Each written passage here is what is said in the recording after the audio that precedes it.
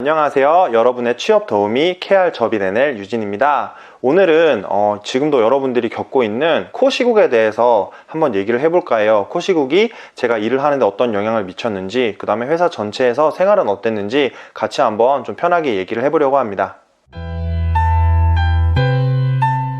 제가 기억하기로 네덜란드에는 한국보다 코로나가 조금 늦게 왔어요. 2월쯤에 코로나가 전파되기 시작했다라는 소식을 들었고 3월부터 확진자가 많이 늘어나면서 그때부터는 조금 이제 회사에 가지 말고 재택근무를 많이 해라 라는 권장사항이 있었어요. 그런데 저는 그 당시에 모두가 출근을 하지 않으니까 오히려 사무실이 비어있겠구나 라고 판단을 해서 혼자 좀 출근을 했습니다. 출근을 해서 일을 해야 조금 일하는 느낌이 들기도 했고, 사람이 회사에서 필요한 부분이 있어요. 예를 들어 사무실에 우편이 오니까 그런 우편을 확인하는 거나, 또 추가적으로 저희가 파견하는 분들은 다 이제 안전 장비가 필요한데 그런 안전 장비가 저희 창고에 있거든요. 그러면 그런 거를 배송해야 되는 경우도 있기 때문에 그런 일들을 이제 대신해서 하려고 또 출근한 이유도 있었어요.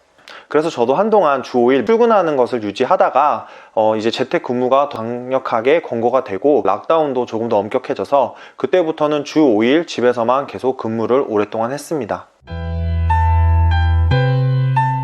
1년 반 정도 지난 지금은 우선은 출근을 본인이 하고 싶으면 해도 됩니다. 물론 정부에서는 여전히 가능하면 재택근무를 하라는 것을 권장을 하고 있고요.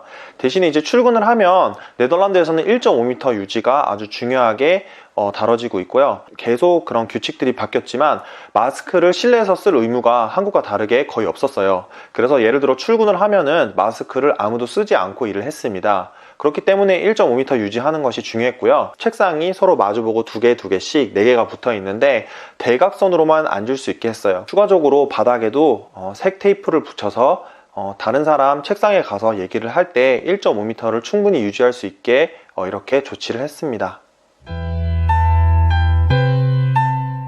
코로나 직후로 사실은 지원자를 회사에 초대를 해서 이렇게 인터뷰하는 거는 사실상 불가능했기 때문에 모든 인터뷰는 다 영상통화로 전환이 됐어요.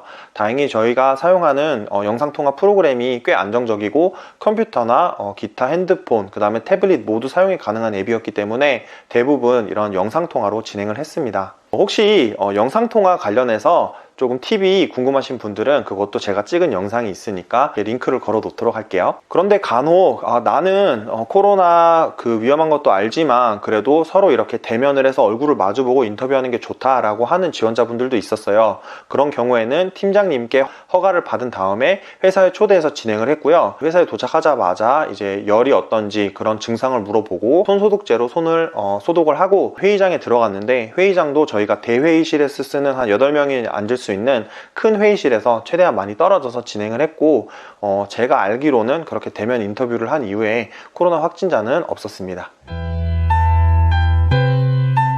네, 출근은 선택이었습니다. 여전히 네덜란드 정부는 재택근무를 가능하면 많이 하라라는 그런 지침을 여전히 유지를 하고 있고요. 저는 그래도 너무 집에서만 일을 하니까 이렇게 집중을 하기가 힘들었고, 사람들이 출근을 못하니까 제가 살고 있는 동네에서 공사를 너무 많이 해서 가끔은 너무 시끄러워서 전화통화나 영상통화에 방해를 받은 적이 있었어요.